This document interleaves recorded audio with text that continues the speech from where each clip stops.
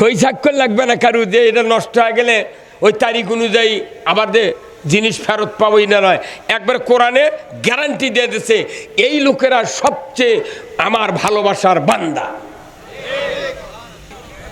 ইঞ্জিল তো অনেক লেছো, কিন্তু ভালো করে সেট করো নাকি ভাই?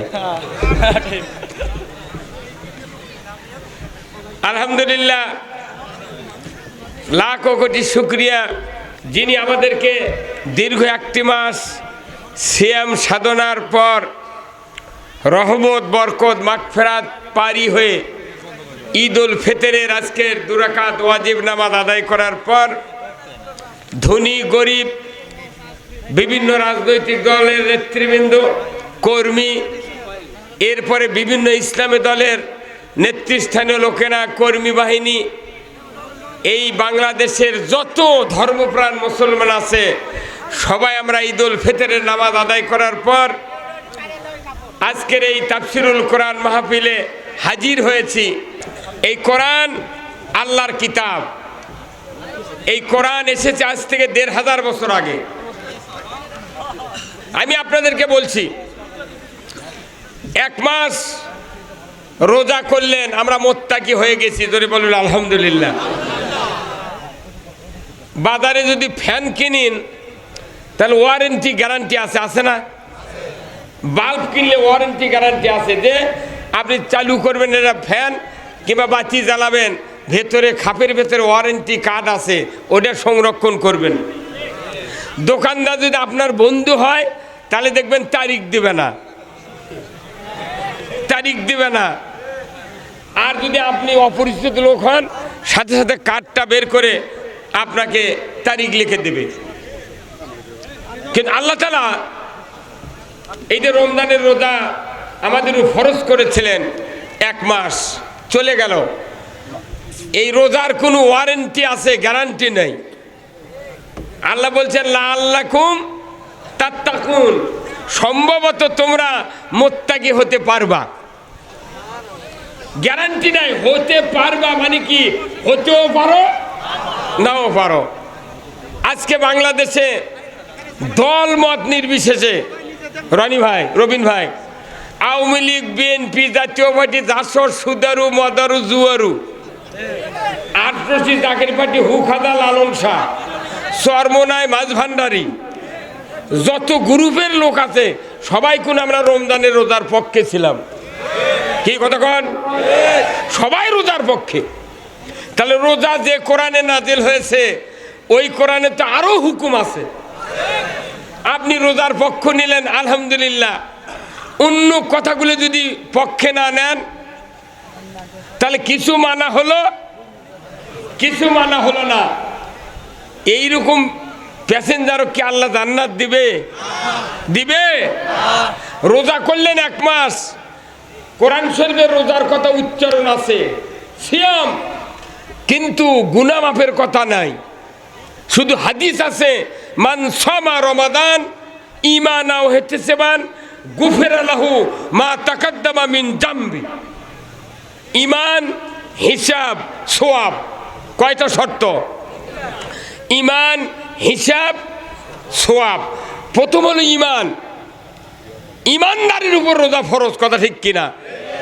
এই মাসের চাঁদ দেখা গেল, রোজা রাখেনি লক্ষ লক্ষ মানুষ। হোটেল কোনো পর্দা দিয়ে ফাটাছে, কথা কন, কেউ মানা করার নাই। হোটেলে খাচ্ছে, ও বেচারারা মনে করছে পর্দার ভেতরে আল্লাহ দেখে না, বাহিরে দেখে, কথা কন।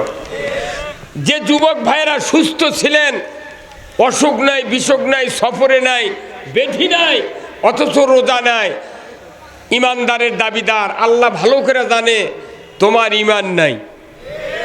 রোজা কাদের উপর ফরজ? ইমানদারের উপর। সুস্থ অবস্থায় যদি রোজা না রাখে আল্লাহ ভালো করে জানে তোমার ইমান নাই। তাহলে এই ইমানদারের উপর রোজা ফরজ করলেন আল্লাহ শুধুমাত্র মুত্তাকি বানানোর জন্য। মুত্তাকির মূল শব্দ হলো তাকওয়া। তাকওয়া, এই রোজা মূলত শুধু রোজা ব্যক্তিগত নয়, এটা একটা সামাজিক আবাদত, সব একসাথে। এই যে রবিন ভাই 1 মাস রোজা করেছেন, ওনার হাতে যে ঘড়িটা আছে টাইম ঠিক, মোবাইল যে আছে কাটায় কাটায় টাইম, আমার হাতে মোবাইল আছে কাটায় কাটায় টাইম, প্রিন্সিপালের হাতে মোবাইল আছে কাটায় কাটায় টাইম। কিন্তু দেখা যায় উনি যে গ্রামে বাস করেন, আমি যে গ্রামে বাস করি, ইনি যে মহল্লার থাকেন, টাইম হয়ে গেছে 6টা 25, তাও ইফতার করে না। কতক্ষণ? ওই যে মসজিদে যে 2 পাশের মুয়াজ্জিন আছে, এই মুয়াজ্জিন যতক্ষণ সিগন্যাল না দিয়েছে কেউ ইফতার করেনি।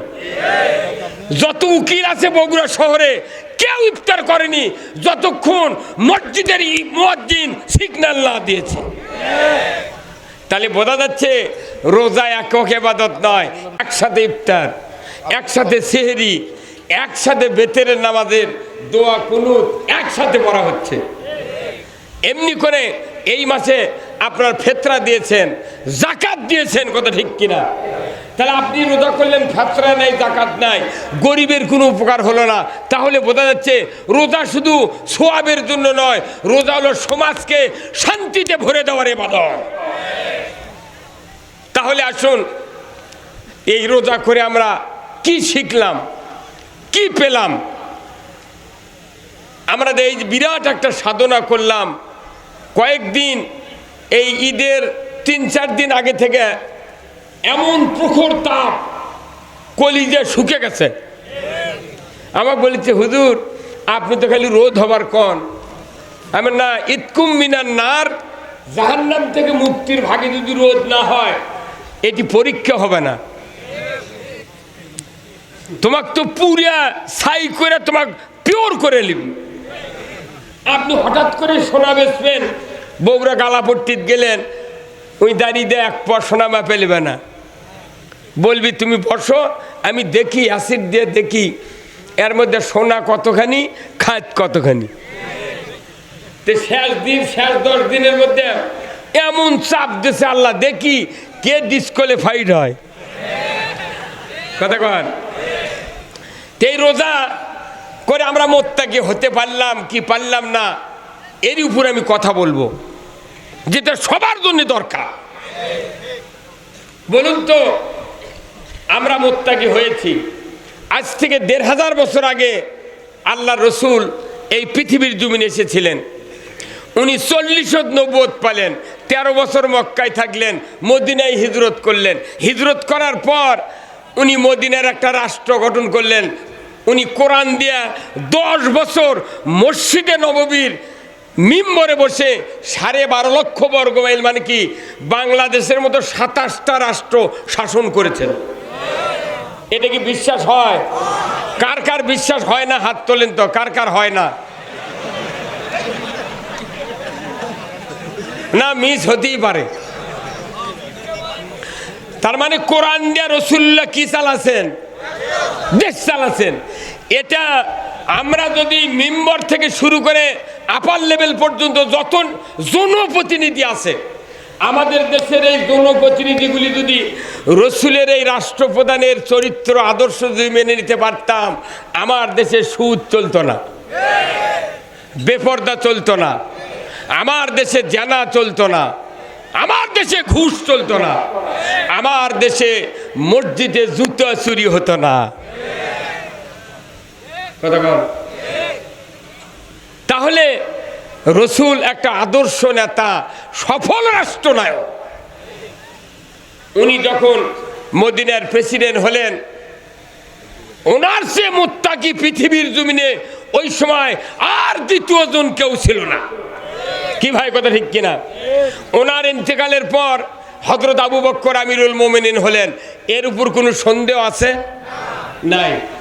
উনি যখন আমিরুল মুমিনিন হলেন তখন ওনার দেহ ছিল সুঠাম দেহ, এত নাদুস নুদুস। উনি ছিলেন কাপড়ের বড় ব্যবসায়ী। ওনার এই আমিরের দায়িত্ব যখন উনি পালেন তখন ওনার দেহ শুকে শুকে কাঠ হবার লাগলো, খালি শুকে যায়, শুকে যায়। নবীর সাহাবীরা বললেন, হুজুর আপনি তো ইমারতের দায়িত্ব পাওয়ার পর আগে ফাইন ছিলেন দেহ নিয়ে, আপনি শুকে কাঠ হচ্ছেন কে? উনি বলছেন, আমি যেদিন থেকে ইমারতের দায়িত্ব পেয়েছি হাতে, ওই দিন থেকে আমার রাত্রিতে ঘুম হয় না। কেন? বলে ফুরাত নদীর তীরে একটা বিড়ালের বাচ্চা, একটা ছাগলের বাচ্চা যদি অনাহারে মারা যায়, আমি আবু বক্করকে কিয়ামতের ময়দানে আসামির কাঠগড়ায় দাঁড়াতে হবে। রসুলের পরে এত বড় মোত্তাকি কেউ ছিল? এই জোরে কোন ছিল? হযরত উমর ফারুকের কথা শোনেন। উমর ফারুক অর্ধেকটা পৃথিবীর রাজা, বাদশাহ। আল্লাহু আকবার। অর্ধেক পৃথিবী বোঝেন? এই বাংলাদেশে 64টা জেলা, মেলা রাজনীতিবিদ আছে, বহু দামি লোক আছে বাংলাদেশে। সারা বাংলাদেশের সব জেলা ঘুরে আমরা দেখিনি। এই ঢাকার যাবার লাগলে 4.5 ঘন্টা যাতিছি। তা ওই বাসের জানলা দিয়ে যা দেখা যায় তাই। যমুনা সেতুতেই নামেনি। কথা কন। অর্ধেকটা পৃথিবীর বাদশাহ আমিরুল মোমিনিন, উনি একদিন রাত্রিতে একটা মোমবাতি জ্বালায়া, ওই অর্ধেক পৃথিবীর বাদশাহ তো কাগজপাতি সই করে, যেরকম রবিন ভাই উপজেলার দপ্তর নাই, ওই পিয়ন নিয়ে এসে দিচ্ছে, পিএসএনে দিচ্ছে, খালি সই করিচ্ছে, ওই রকম সই। রাত্রিতে সই করতেছেন মোমবাতি জ্বালা। তখন তো কারেন্ট নাই, কিচ্ছু নেই, এসি নেই, কিছু নেই। এখন দরজাতে সে একটা গ্রুপ ডাক দিছে, উমর ভাই আসেন আসেন। তখন বলছে আসছি আমি, ভাই আপনার সাথে একটু দেখা করবো আমরা। তখন দরজা খুলে দিয়েছেন, খুলে দিয়ে ওনাদের ভেতরে নিয়েছেন, নিয়ে রুমের ভেতর চেয়ারে হোক আর টুলে বেঞ্চে হোক বসতে দিয়েছে। বসার সাথে সাথেই যে মোমবাতি জ্বালানো ছিল ওই মোমবাতি মুখের ফুৎকার দিয়ে নিবে দিয়েছেন। তখন ওনারা বলতেছেন, ভাই আপনি আলো ঘুরে দিলেন কে? কয় না, থামেন। উনি আবার ভেতরে গেছেন, বাড়ির ভেতরে যায় ওই আর একটা মোমবাতি নতুন নিয়ে এসে আগুন দিয়ে জ্বালিয়ে ওখানে রাখলেন। আর তোরা বলতেছে যে বাতি জ্বালান ছিল এটাই তো যথেষ্ট, আপনি নিবেলেন কে? আবার আর একটা এনে ধরালেন কে?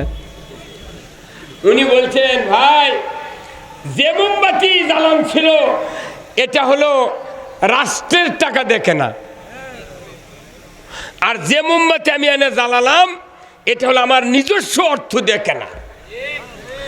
এই রাষ্ট্রের মোমবাতি দিয়ে যদি আপনার সাথে 1 ঘন্টা আলাপচারি করি, কিয়ামতের দিন আমাকে জবাবদেহি করতে হবে। আচ্ছা, এনার উপর মোত্তাকি আছে দেশত? কথা কয় না রে। এই মোত্তাকি ছিল 1500 বছর আগে সিয়ারত। কথা বল। এইরকম মোত্তাকি ছিলেন 1500 বছর আগে রাষ্ট্রের সিয়ারে। ওই জন্যই ওনারা রোজা করে একটা মোত্তাকির, কোন মোত্তাকির গুণ সারা জীবনেও কোন রকমের ডিসকোয়ালিফাইড হয় নাই।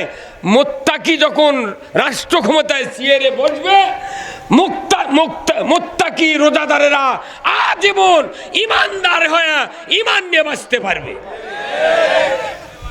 কি ভাগ্যের পরিহাস, ওই মোত্তাকিদেরকে আমরা সরে দিছি। 1500 বছর আগের ইতিহাস দেখেন, মোত্তাকি খুঁজতে গিয়ে পাওয়া গেছে সিয়ারে। এখন ওই মোত্তাকিগুলো সরে দিয়ে জবরদখলকারী, ভিলেন, গায়িকা, নায়িকা, কথা কন না আপনি, এইগুলো দিয়ে তো সিয়ারত বসে থিয়া আমরা করছি রব্বানা তিনা ফিদ দুনিয়া হাসানা। আল্লাহ জিবরাইল কয়, কেরার মাথা ঠিক আছে? কথা কন। এখন আমরা মোত্তাকি খুঁজি কোথায় জানেন? ওই পীরের খানকার যা মোত্তাকি খোঁজে। হ্যাঁ, কথা কন। যারা ইসলাম বোঝে না, ইসলাম বিজয়ের ধান্দা করে না, 1 মাস রোজা করেছেন শুধু মোত্তাকি হওয়ার জন্য। কিন্তু আমার আল্লাহ বলছেন ওয়ারেন্টি গ্যারান্টি সহকারে, সূরা সফ 4 নম্বর আয়াত, 9 নম্বর আয়াত, এই পৃথিবীর ভেতরে আল্লাহ কাকে ভালোবাসে সেই কথা সূরা সফে 4 নম্বর আয়াতে আল্লাহ বলছেন, পৃথিবীর কাউকে আমি ভালোবাসি না, শুধু শুধু এদেরকে ভালোবাসি। কাদেরকে? আল্লাহ আয়াতে বলছেন, ইন্নাল্লাহা ইউহিব্বুল্লাযীনা ইউকাতিলুনা ফি সাবিলিহি সাফফান কাআন্নাহুম বুনিয়ানুম মারসুস। আমার আল্লাহ বলছেন, নিশ্চয় আমি ওই বান্দাদেরকে ভালোবাসি যারা সীসা ঢালা প্রাচীরের ন্যায় ঐক্যবদ্ধ হয়ে আমার দিন বিজয়ের জন্য সংগ্রাম করে, চেষ্টা করে, রাজনীতি করে, আমার দিন সমাজে চালু হোক। যারা এই পথে থাকে, আমি রব্বুল আলামিন বলে দিচ্ছি, এই বান্দাদেরকে আমি আল্লাহ সবচেয়ে বেশি ভালোবাসি। ধরে কোন আল্লাহু আকবার। একবার ওয়ারেন্টি গ্যারান্টি সহকারে, সই স্বাক্ষর লাগবে না কারু যে এটা নষ্ট হয়ে গেলে ওই তারিখ অনুযায়ী আবার যে জিনিস ফেরত পাবোই না, নয়, একবার কোরআনে গ্যারান্টি দিয়ে দিচ্ছে এই লোকেরা সবচেয়ে আমার ভালোবাসার বান্দা। এরপরে যান, আল্লাহ রাব্বুল আলামিন রোজা করে করে আমাদেরকে নফসের সাথে যুদ্ধ করে করে সংগ্রামকারী তৈরি করেছেন, কিন্তু গুনাহ মাফের ব্যাপারে তেমন আমরা সাড়া পাচ্ছি না। রসুলের হাদিস বলেছেন, ইমান, হিসাব, সোয়াব, তিনটা শর্তই ইমান। ইমানটা কি? ইমানের বক্তব্য আমি দিব। সোয়াবটা কি? সোয়াবের বক্তব্য দিব। আর আপনাদেরকে হিসাব, এই হিসাব করে করে আমরা রমজানকে বিদায় দিয়েছি, কথা ঠিক কিনা? সেহেরি খেতে গেলে টাইম হিসাব হয় কি? মুয়াজ্জিন কইছে আর মাত্র 15 মিনিট, তখন আপনার স্ত্রী তাড়াতাড়ি উঠো, খালি হিসেব। ইফতার মাহফিল হচ্ছে 5:45, 6টা বাজে গেছে, 6:15, আর হবে না, তাড়াতাড়ি, সব খালি হিসেব। 30 দিনে কত ঘন্টা, কত মিনিট, কত সেকেন্ড পাস করে আজকে এই মাহফিল আছেন, আপনার হায়াতের থেকে এইগুলি চলে গেছে।